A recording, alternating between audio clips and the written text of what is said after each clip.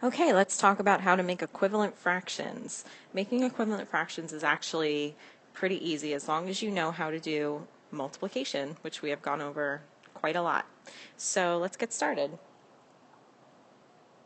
Let's say I have the fraction 3/4, and I want to make an equivalent fraction to this. So all I have to do is multiply both the numerator up here and the denominator by the same number. So I'm just going to pick a random number. So let's say I want to do 3. So I'm going to multiply 4 times 3. Okay, and we all know that 4 times 3 is 12. But then, like Mrs. Apisa says, we have to do the same to the top. So I'm going to take my numerator and multiply that by 3. And 3 times 3 is 9.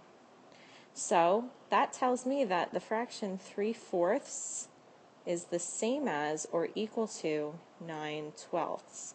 And again, you can do that with any number. You could have multiplied by 2 or 5 or 7. It doesn't matter which number you pick as long as you do the exact same thing to the numerator and the denominator.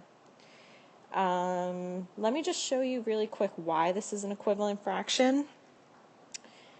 For example, let's say we have 2 chocolate bars. So I'll draw a picture over here. There's a chocolate bar and then a chocolate bar that's about the same size here. Okay. One of them I'm going to divide into 4 pieces.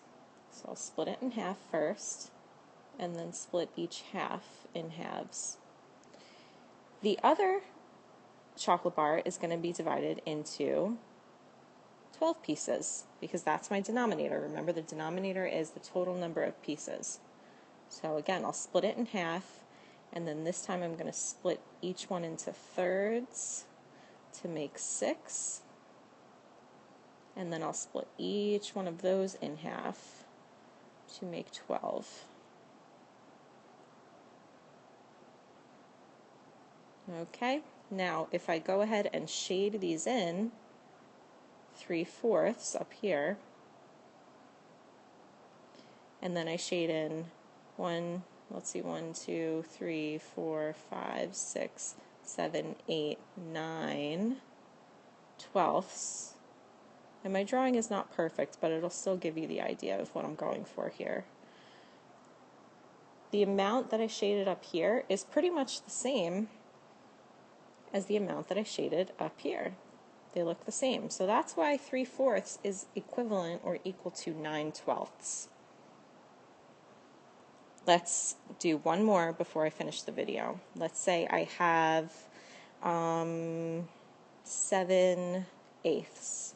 Let's make an equivalent fraction to 7/8. And this time we're going to change the denominator to 40.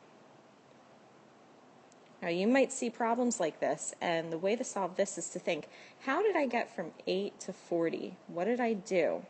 Well, you know that we multiplied. We always multiply when we do this kind of problem. And we know that 8 times 5 is 40. So then we do the same to the top. 7 times 5 is 35. So here are my equivalent fractions. 7/8 is equal to 35/40.